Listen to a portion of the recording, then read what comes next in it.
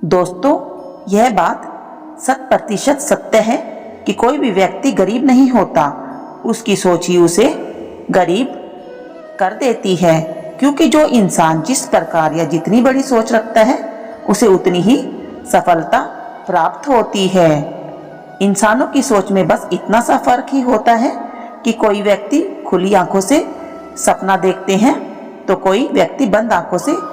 दोस्तों, आज इस वीडियो के माध्यम से हम उन सब बातों के बारे में जानेंगे जिससे आप एक ऐसी सोच विकसित करेंगे जिससे अपनी गरीबी को हमेशा के लिए समाप्त कर सकेंगे और फिर जीवन में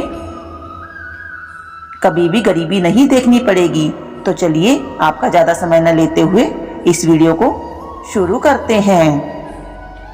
दोस्तों, एक समय की बात है, एक गुरु और शिष्य आपस में कहीं जा रहे थे। चलते चलते वह एक बड़े से खेत के पास पहुँचे। उन दोनों को प्यास सताने लगी तो उन्हें खेतों के बीचों बीच एक टूटा फूटा घर दिखाई देता है। अब गुरु और शिष्य दोनों लोग उस घर के पास पहुँच जाते हैं और घर के दरवाजे को खटखटाते हैं। तो थोड़ी ही देर में दरवाजा खुलता है और अंदर से एक व्यक्ति निकलता है जिसके साथ में उसकी पत्नी एवं 3 बच्चे भी आते हैं। उन सब ने बहुत ही पुराने और फटे पुराने कपड़े पहने होते हैं। फिर अंदर से वह व्यक्ति पानी लेके आता है। फिर अचानक गुरुजी ने उस व्यक्ति से कहने लगते हैं, आपका खेत तो बहुत बड़ा है परंतु इसमें कोई फसल नहीं है, फिर आप लोगों का गुजारा कैसे चलता है? गुरुजी की ऐसी बातें सुनकर वह व्यक्ति कहता है, गुरुजी, हमारे पास एक भैंस है जो काफ़ी दूध देती है। वही दूध बेचकर कुछ पैसे मिलते हैं जिससे हमारा गुजारा हो जाता है। इसी तरह बातों ही बातों में शाम हो जाती है। तो गुरुजी ने सोचा, आज की रात्रि हम यहीं रुक जाते हैं।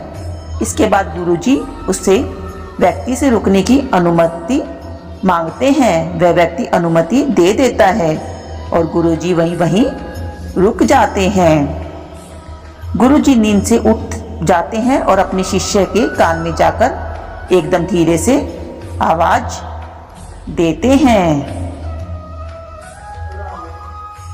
इधर से चलो, अब हमें यहाँ से चलना चाहिए और इसके भैंस को भी साथ में ले जाकर जंगल में छोड़ देना चाहिए। गुरुजी की ऐसी बातों को सुनकर थोड़े समय के लिए शिष्य को विश्वास नहीं हो रहा था, क्योंकि वह वही गुरु है जो इतना ज्ञान दिया करते, परंतु आज पहली बार किसी के साथ गलत करने के लिए बोल रहे हैं। लेकिन शिक्षक गुरु की बात को टाल भी नहीं सकता। आखिर वह गुरु और शिष्य जंगल की तरफ उसे भैंस को लेकर निकल पड़ते हैं और भैंस को जंगल में ले जाकर ऐसी जगह में छोड़ देते हैं जहां से उसका वापस आना बहुत मुश्किल था। इसके बाद वह गुरु और शिष्य वहां से चले जाते हैं।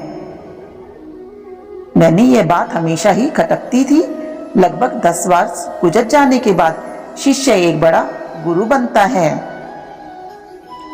तो उसके मन में विचार आता है, क्यों ना उसे व्यक्ति से मिला जाए जिसकी भैंस जंगल में छोड़कर आए थे। उसकी कुछ आर्थिक मदद ही कर देंगे ताकि उसकी आगे की जिंदगी खुशहाल हो सके। इसी विचार से वह निकल पड़ा और कुछ ही समय में उस व्यक्ति के पास पहुंच गया। लेकिन वहां का दृश्य देखकर वह बहुत आश्चर्यचकित हो गया, क्योंकि अब उसे खेत में बहुत से वृक्ष जिसमें बहुत सारे फल भी लगे थे दिखाई दिए और झोपड़ी की जगह एक विशाल घर था। यह सब देखकर वह शिष्य मन में विचार करने लगा कि हो सकता है कि भैंस के चले जाने के बाद वह व्यक्ति सब कुछ बेचकर यहाँ से चला गया होगा, और यही सोचते हुए वापस लौटने लगता है। तभी उसकी नज़र उसी व्यक्ति पर पड़ती है तो वहीं से उस व्यक्ति के पास जाकर कहता है, शायद आप हमें ना पहचानते हैं, लेकिन कई वर्षों पहले मैं आपसे मिला था। तब वह व्यक्ति कहता है, मैं आपको कैसे भूल सकता हूँ, आप तो उस दिन बिना बताए ही यहाँ से चले गए थे और उसी दिन हमारी भैंस भी न जाने कहाँ चली गई और आज तक नहीं लौटी।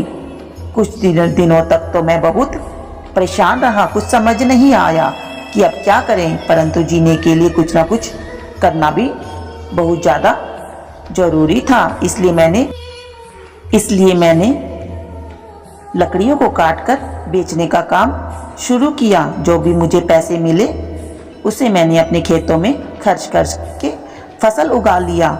फसल बहुत अच्छी हुई, जिसे मैंने फलों का एक बगीचा लगवा दिया, जिस बगीचे में बहुत अच्छे फल लगे और आज मैं शहर का फल बेचने वाला सबसे बड़ा व्यापारी हो गया।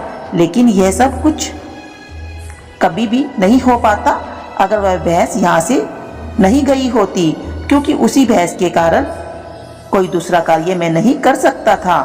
उसके जाने के बाद मैंने कार्य का दूसरा रास्ता चुना, जिससे मैं पैसा कमा सकूं। लेकिन आज मैं अपनी जिंदगी से बहुत खुश हूँ और शहर का सबसे बड़ा व्यापारी भी हूँ। यही बात सुनकर शिष्य कहता है, यह कार्य तो तुम पहले भी कर सकते थे। तब वह व्यक्ति बोला, कर तो सकता था, परंतु उसे समय मेरी जिंदगी बिना मेहनत के भी बहुत अच्छी चल रही थी। इसी कारण मुझे कभी इस बात का एहसास ही नहीं हुआ कि मैं भी कोई दूसरा काम कर सकता हूँ। यही कारण था कि मैंने कभी कोशिश नहीं की। लेकिन भैंस के जाने के बाद मुझे इस बात का एहसास होने लगा कि मैं कोई दूसरा कार्य भी कर सकता हूँ। और मैंने उसी समय यह निश्चय किया कि अब जिंदगी में जो कुछ भी करूँगा अपने दम पर करूँगा। इसी संकल्प की वजह से आज इस मुकाम पर मैं पहुंचा हूँ। दोस्तों, इस कहानी को सुनकर इस बात को सोचना चाहिए कि कहीं आपके भी जीवन में कोई रुकावट तो नहीं है। अगर कोई रुकावट है तो उससे आगे बढ़ने का प्रयास कीजिए। जो आपके पास है उसे खोने मत दो, क्योंकि आपके पास खोने को बहुत कम है, लेकिन कामयाबी के बाद पूरी दुनिया प्राप्त करना भी आपके पास ही है। तो दोस्तों, वीडियो आपको कैसी लगी हमें कमेंट बॉक्स में लिखकर जरूर भेजें। वीडियो को ज़्यादा से ज़्यादा लाइक करें, शेयर करें। चैनल पर नए हैं तो चैनल को सब्सक्राइब करना बिल्कुल भी ना भूलें। जय श्री कृष्णा।